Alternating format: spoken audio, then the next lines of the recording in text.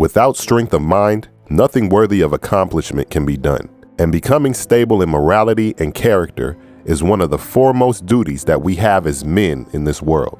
It's absolutely necessary both for our short-term and eternal well-being. Having a fixed or intentional purpose is at the root of all successful efforts, whether in things worldly or spiritual. And without setting our intention and taking steps towards it, we leave ourselves vulnerable to be programmed and utilized as tools in someone else's plan. Yes, we can and should help and become valuable to our fellow man.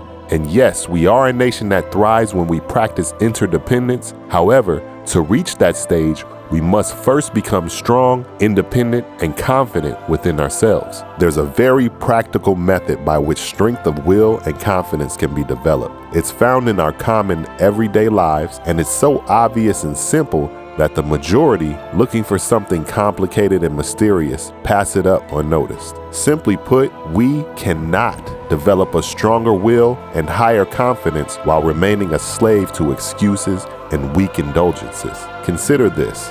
We are all with ourselves every moment of every day of our lives. Yes, you are with you all day, every day, 24/7, 365, whether you like it or not. So you know every fulfilled and broken promise you've made to yourself, right? Now, we tend to internalize this data, and though others may not have access to past behavioral analytics that we have, our own subconscious mind is keeping very close track of every victory and every time we've fallen short of what we claim we set out to do.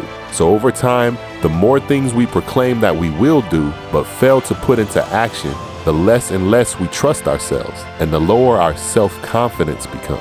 Now, on the contrary, the more things we proclaim to do and actually see those things through, the higher our confidence in ourselves becomes. Now, there may be factors that affect our overall confidence, but essentially, our self-confidence is an inside job. And the surest way to enhance or strengthen our self-confidence is to conquer weaknesses within.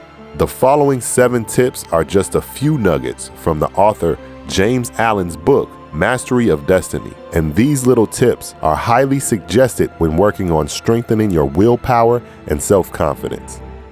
Tip number 1, break off bad habits.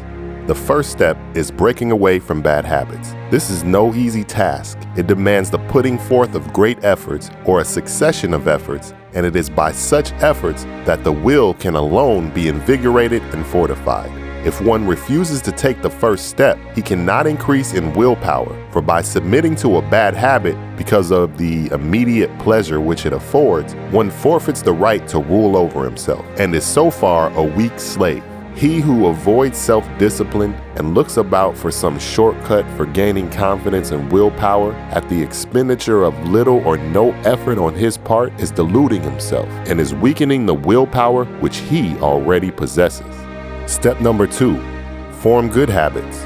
The increased strength of will, which is gained by success in overcoming bad habits, enables one to initiate good habits. For while the conquering of a bad habit requires merely strength of purpose, the forming of a new one necessitates the intelligent direction of purpose. To do this, a man must be mentally active and energetic, and must keep a constant watch upon himself.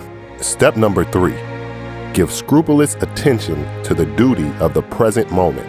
As a man succeeds in perfecting himself in the second rule, it will not be very difficult for him to observe the third, that of giving scrupulous attention to the duty of the present moment. Thoroughness is a step in the development of the will, which cannot be passed over. Shoddy work is an indication of weakness. Perfection should be aimed at even in the smallest task. By not dividing the mind, but giving the whole attention to each separate task as it presents itself, singleness of purpose and intense concentration of mind are gradually gained. Step number 4, do vigorously and at once whatever has to be done. The fourth rule, that of doing vigorously and at once whatever has to be done, is equally important. Idleness and strong will cannot go together, and procrastination is a total barrier to the acquisition of purposeful action. Nothing should be put off until another time, not even for a few minutes, that which ought to be done now and should be done now. This seems a little thing, but it is of far-reaching importance.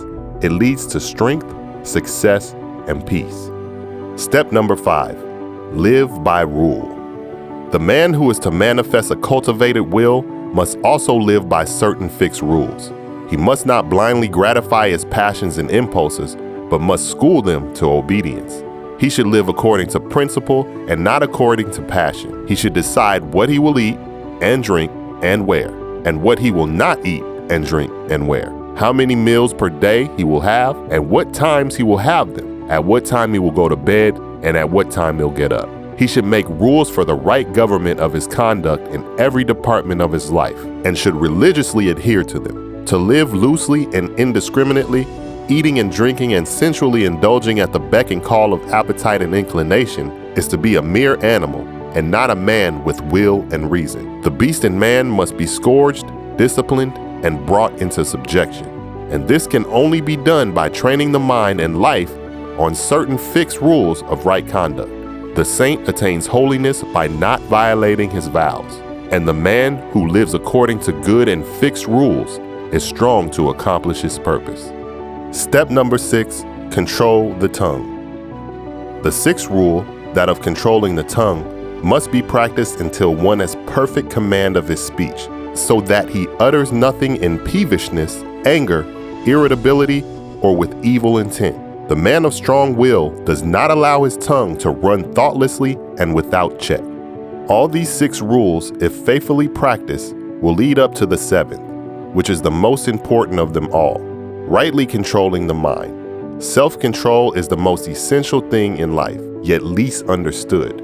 But he who patiently practices the rules herein laid down, bringing them into requisition in all his ways and undertakings, will learn, by his own experience and efforts, how to control and train his mind, and to earn thereby the supreme crown of manhood, the crown of perfectly poised will and confidence.